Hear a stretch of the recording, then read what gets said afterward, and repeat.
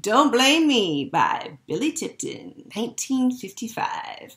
I love that. You gotta listen to the whole thing. It's so beautiful, so moving. Love the jazz. And Billy Tipton was actually Dorothy. Woo! Hats off. A woman's gotta do what a woman's gotta do. Especially in the arts. So,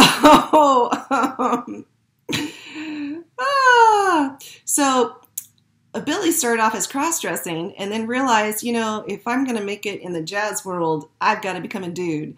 And so at 21, she made the full transformation in physical looks. She didn't get a sexual,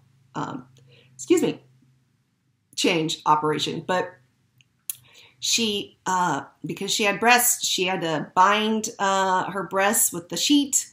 And then she wore male's clothing, and then she had some material that she would put in her crotch area, so it looked like she was packing. And she was talented, right? She, hats off. She had this talent, and so she felt like the way to make it at that time period was to be a man. And she adopted over her lifetime 3 boys, and she lived as a man from 21 to 74. And no one knew. Now, she did live with 5 women through her lifetime, and some may have known, but no one said anything about it, so they're not quite sure if they knew or not. She was very strict. You could not touch her below the waist when, with her in a sexual way. And lights out, when together, and also you could not go into the bathroom, and she had to change privately. So I'm assuming these women then thought of her as more eccentric artist. So, woo! And so that's how she got away with it. But she also had a boyish face, so, that also helped her pull this off. But hats off to 2 thumbs up and 10 fingers, the levitation for Billy Tipton. All right, so I keep forgetting whenever I wear this hat, and some of you might think, why is she wearing that with that tape on there? Well, if you go back to one of my earlier videos, I talk about the movie Blaze, and Blaze, the musician, he would put duct tape on his clothing, on his guitar case, and at his funeral, his friends put duct tape on his coffin. So there's a reason to my madness. Also, he had the philosophy of zero. And again, you'll have to watch the film to see why. And he called God the big spender. And when we think about that, God is non-partial. God gives gifts to all.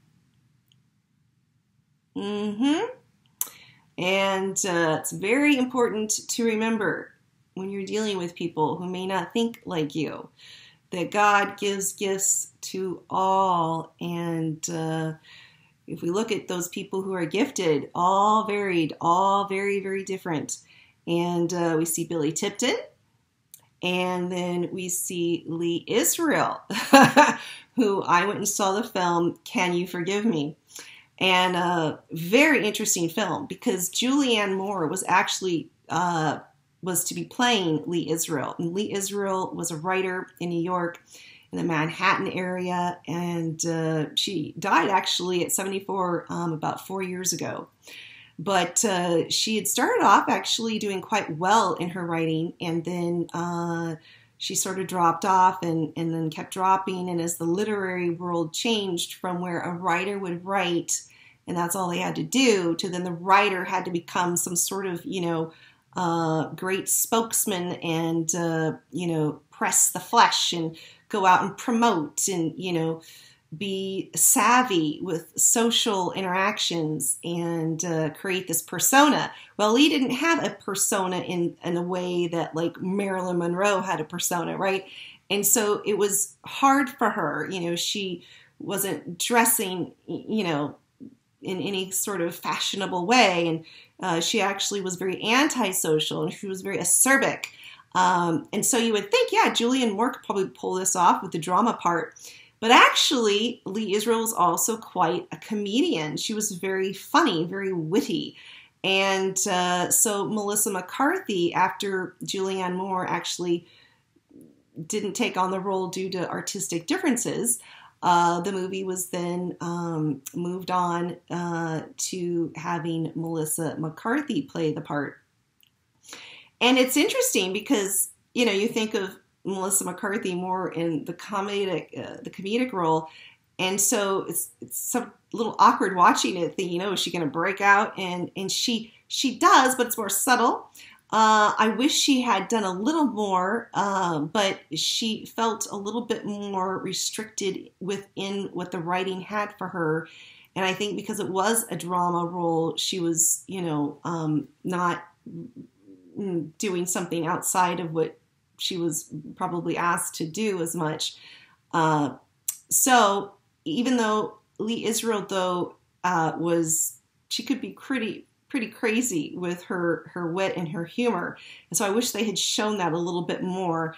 There's stories about her, if you research, where, she's going to be caught when she starts doing these forgeries, and to create a distraction, she really turns on her comedy hat and gets out of it quite well. But Melissa does a fabulous job. Lee Israel is gay, and so Melissa is often seen in a local gay bar, and this is where she and her friend Jack often meet. And he also is kind of a con writer type person.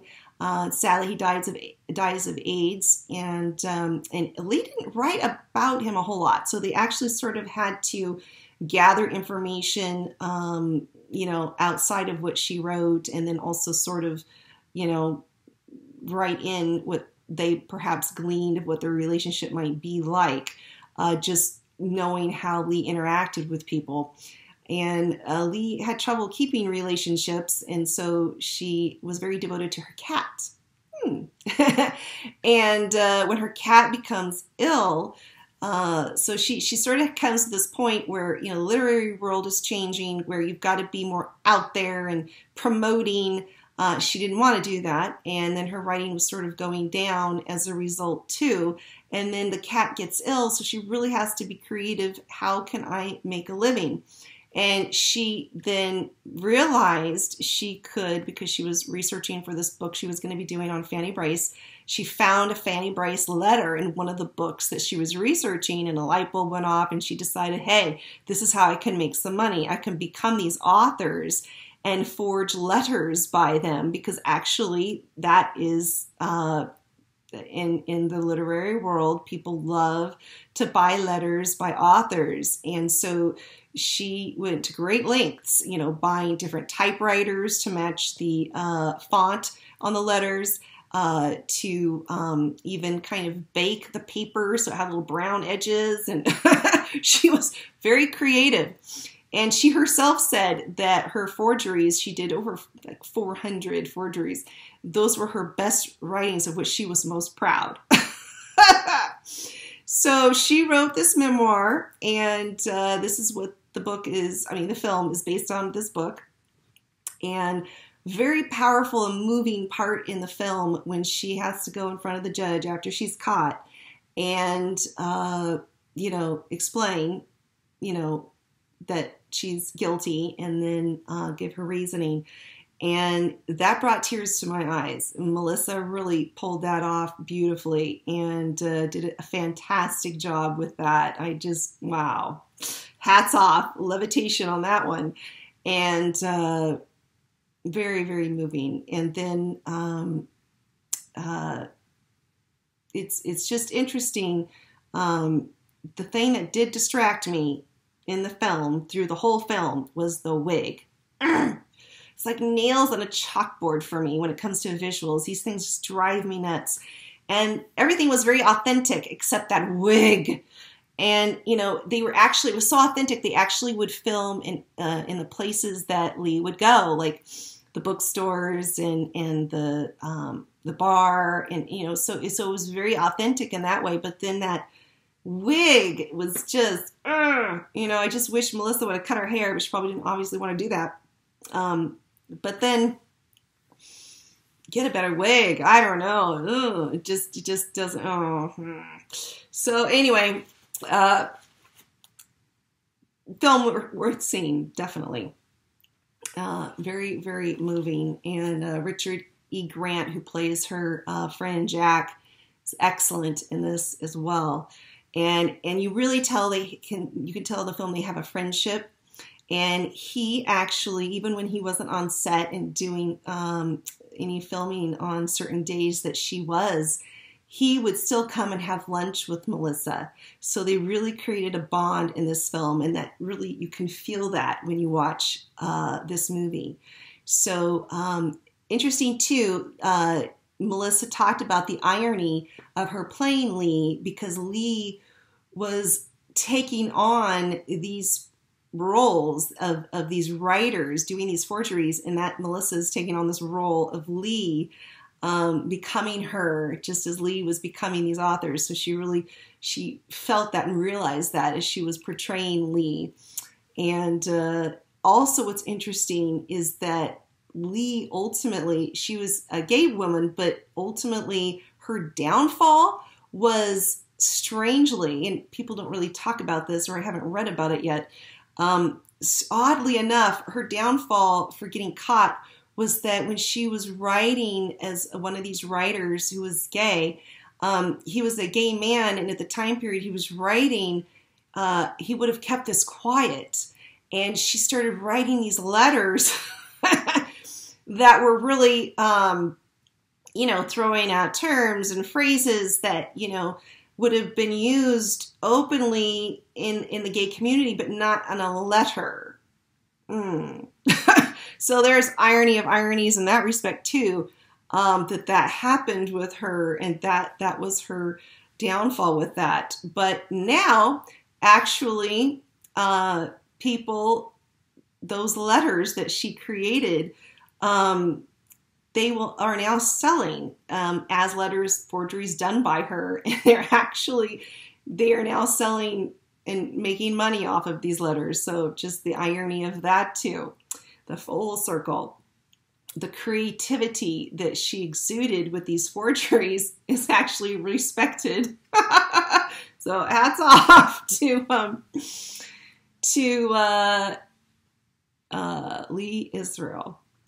And all right, so wheatgrass, I have it here, little halos around the wheatgrass. Wheatgrass, by the way, has 70% chlorophyll in it. And please eat it every day. I buy it like this, very healthy for you. I used to juice, and then I realized in juicing, it takes out the fiber, right? So you take just your scissors here, and then you just cut some off, like this, like about this much, right? I usually wash this really well when I buy it, and then I stick it in the fridge, and then when I cut it, I'll wash it again. And so you want to take this and just stick it in your mouth. Eat this every day. It starts your digestion. And drinking juice doesn't start your digestion process like chewing. Your teeth are porous. And so this is really good for your teeth and for your mouth. And it gets the chlorophyll. It's 70% chlorophyll. And chlorophyll is an important blood builder. And wheatgrass has a lot of protein. It's rich in protein with 17 amino acids. Very healthy. You just keep chewing it so you get that juice out. You might chew it all the way down and be able to swallow it. But if you chew it to a wad, just spit the wad out, Do this every day.